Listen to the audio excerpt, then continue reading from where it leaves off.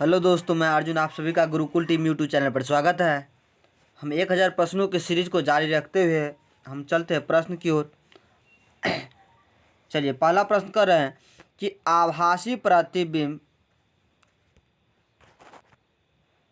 वास्तविक वस्तु का आभासी प्रतिबिंब बनता है।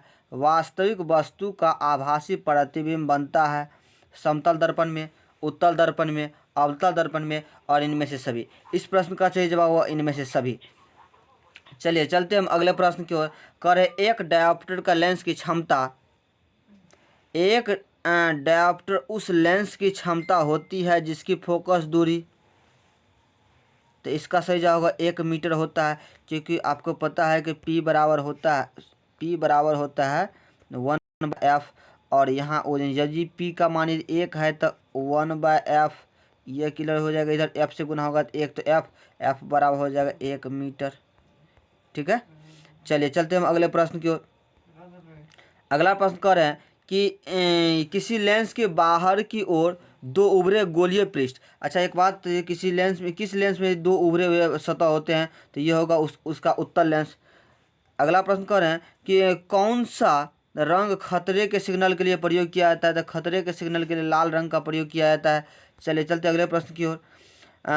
प्रकाश के किस रंग के तरंगदैर्घ्य अधिकतम होते हैं?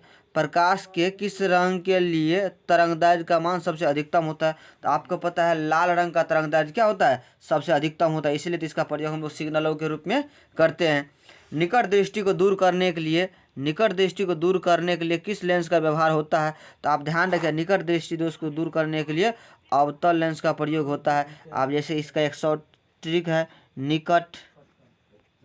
निकट में 1 2 3 अक्षर है, तो एक ज़्यादा वाला लेंगे तो अवतल। देखिए इसमें 4 अक्षर है, तो 3 है तो 4 वाला लेंगे। यदि दूर रहता तो दूर मतलब 3 वाला लेते तो उत्तल होता। इस प्रश्न का सही जवाब हुआ अवतल लेंस।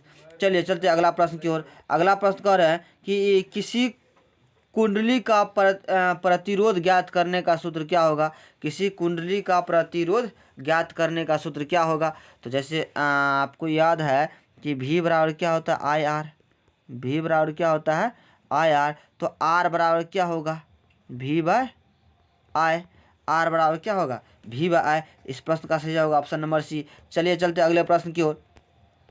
अगला प्रश्न है कि धातु में धारावाहक होते हैं, तो धातु में धारावाहक होते हैं, मुक्त इलेक्ट्रॉन होते हैं। चलिए अगले प्रश्न की ओर। परिपथ में विद्युत धारा को मापने के लिए किसका प्रयोग किया जाता है? तो परिपथ में विद्युत धारा मापने के लिए हमेशा एमीटर का उपयोग किया जाता है।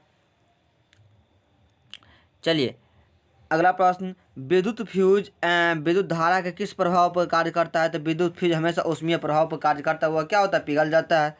और विद्युत फ्यूज पीबी तथा एसएन का बना होता है, पीबी तथा एसएन का बना होता है, मतलब शीशा तथा टीन का बना होता है। चलिए अगले प्रश्न की ओर। बैटरी से किस प्रकार का धारा प्राप्त होता है? तो बैटरी से हमेशा दिष्टकारी धारा प्राप्त होता है। निम्नलिखित में से कौन सा जैव ऊर्जा का स्रोत नहीं है? तो इनमें से जैव ऊर्जा का नाभिकीय ऊर्जा जो है जैव ऊर्जा का स्रोत नहीं है। इनमें से कौन नवीकरणीय ऊर्जा है? इनमें से कौन सा नवीकरणीय ऊर्जा का मतलब वैसा ऊर्जा जिसका आप उपयोग कर लेने के बाद भी फिर से हमको मिलता रहे, जैसे सौर ऊर्जा, पवन ऊर्जा। चलिए चलते अगले प्रश्न की ओर। अगला प्रश्न का निम्नलिखित में से कौन सा अवकारक है? यह प्रश्न इस सीरीज में दूसरी बार आ चुका है, तो इनमें से इसका सही जवाब होगा H2S, हाइड्रोजन सल्फाइड। निम्नलिखित में से pH मान कौन सा क्षारक विलयन का होता है? तो आपको पता है 7 पे क्या होता है, उदासीन। 7 से अधिक पर क्या होता है, ये होता है क्षारीय। और 7 से कम पे होता है वह क्या होता है, अम्लीय। तो यहाँ 7 से अधिक पूछा तो यह क्या होगा, क्षारीय होगा। तो इसका होगा 7 से अधिक मतलब 13। अगला प्रश्न की ओर चल रहा है। करें निम्नलिखित में से कौन सा सही है? तो यहाँ देखिए इसका सही जवाब होगा Na2CO3 × 10H2O। इसका मतलब ये धोबिया सोडा, जिसको हम कहते हैं धोबन सोडा भी कहते हैं। तो इसका सही सूत्र क्या होगा, Na2CO3 × 10H2O।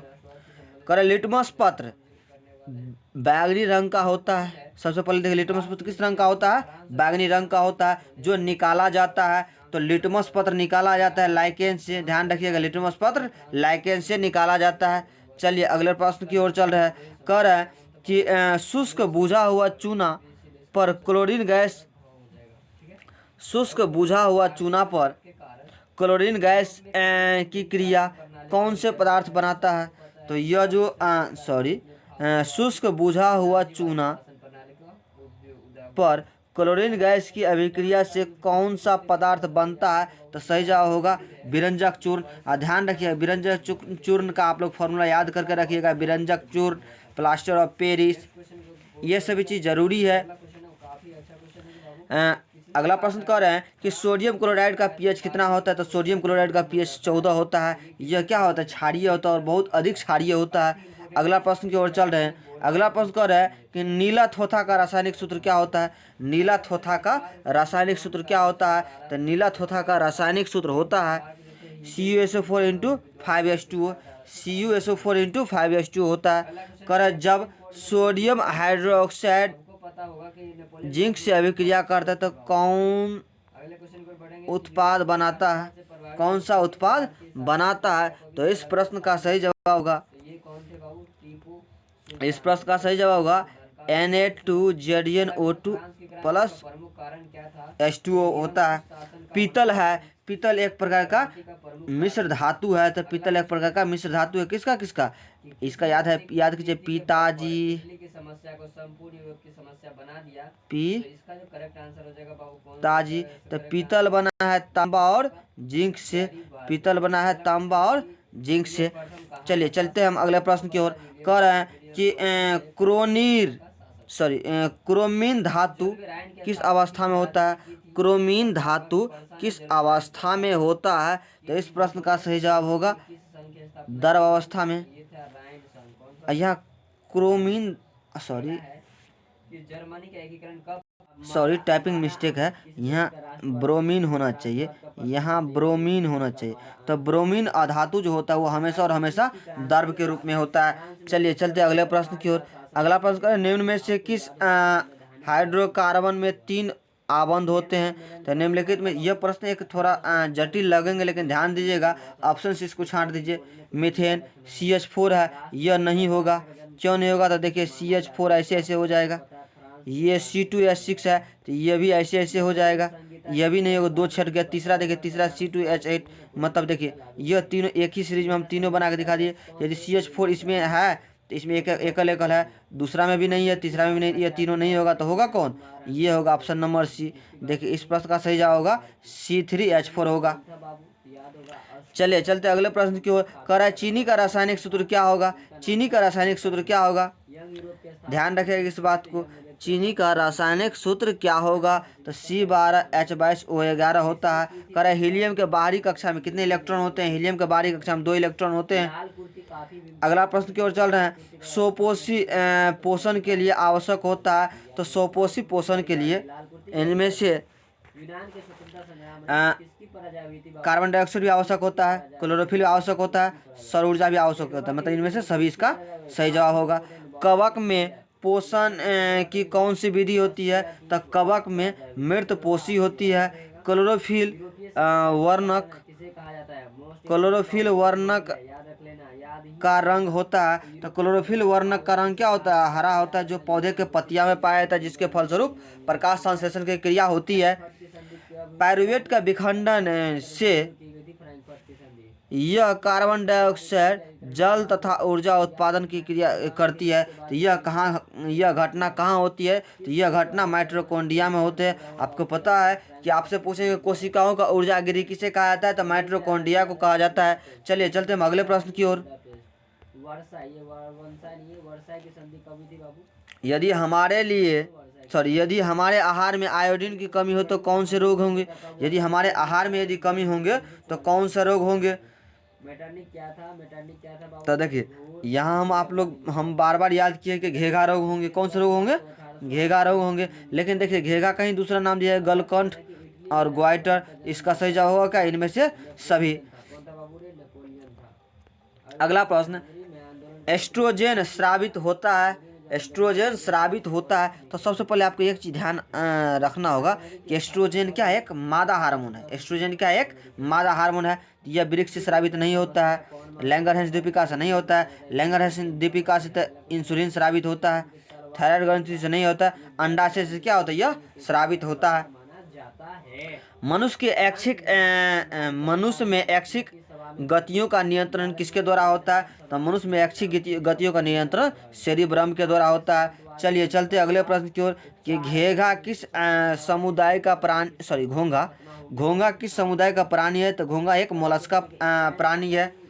मोलस्का मतलब जिसके ऊपर एक कड़ा आवरण जो होता है ना, वो क्या होता है, मोलस्का। जैसे हो गया सीप हो गया, जिसको अपने देहाती भाषा में सितुआ कहते हैं, सीप हो गया, शंख हो गया, ये सभी चीज़ क्या होता है, मोलस्का प्रजाति में आते हैं। निम्नलिखित में से कौन सा जंतु उभयलिंगी है, करें इनमें से कौन सा जंतु उभयलिंगी। उभयलिंगी का मतलब जिसमें नरलिंग और मादालिंग दोनों हो, एक ऐसा और ऐसा। सिर्फ और सिर्फ क्या है, इस ऑप्शन के हिसाब से केचुआ है।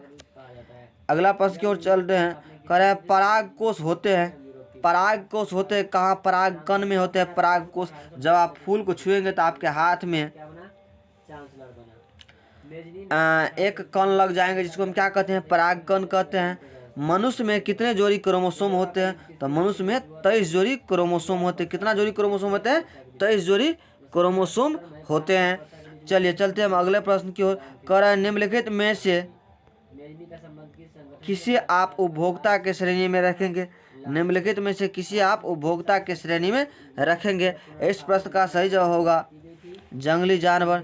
जंगली जानवर जितना भी होगा वो क्या होंगे, उपभोक्ता की श्रेणी में होंगे।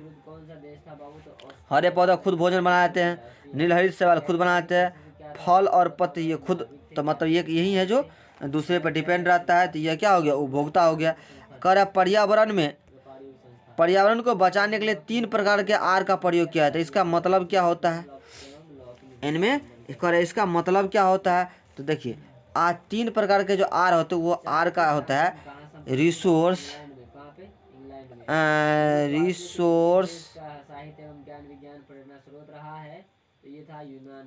रिसोर्स रिकवरी, सॉरी रिकवरी, और अगला है रीयूज। देखिए तो ये भी आर, ये तीनों आर मिला दिया गया था, आर आर आर। पूछेंगे पर्यावरण के हिसाब से ट्रिपल आर का मतलब क्या होता है, तो रिसोर्स रिकवरी और रीयूज। कहने का मतलब रिसोर्स रिकवरी और रीयूज, इसका मतलब ये हो गया कि कम उपयोग, पुनः चक्रण, पुनः उपयोग। इस प्रश्न का सही होगा तो इनमें से सभी। कह रहा है कि इन कारणों से प्राकृतिक संसाधन नष्ट हो रही है, इन कारणों से प्राकृतिक संसाधन नष्ट हो रही है। तो देखिए इस प्रश्न का जवाब देखिए ए और बी दोनों होगा। अच्छा, वृक्षारोपण से कहीं प्राकृतिक नष्ट होगा, नहीं, ये और तो अच्छा होगा। शहरीकरण से होगा, वृक्ष काटना होगा, प्रदूषण फैलने से भी होगा। तो इस प्रश्न का सही जवाब होगा ए और बी दोनों। देखिए दोस्तों, ये वीडियो आपको पसंद आया होगा तो लाइक कीजिए और चैनल को सब्सक्राइब कीजिए। और एक नोटिफिकेशन भी है, शायद यह सही भी हो सकता है कि जैसे आपके एग्ज़ाम में यदि 50% यदि ऑब्जेक्टिव क्वेश्चन रहता है तो उसकी संख्या अब 2 गुनी रहने वाली है, लेकिन आपको जवाब बस उतना ही देना है। जैसे आपके एग्ज़ाम में 40 क्वेश्चन आता है, बनाना होता है, तो उसके लिए आपको 80 ऑप्शन मिलेंगे, 80 क्वेश्चन देंगे, 80 में से किसी 40 को आपको जवाब देना है। ये नहीं आप 80 का जवाब दे देंगे तो आपको 80 नंबर मिल जाएंगे। 80 में से जो आपको आता है 40 नंबर ही आपको बनाना है। चलिए ठीक है, धन्यवाद।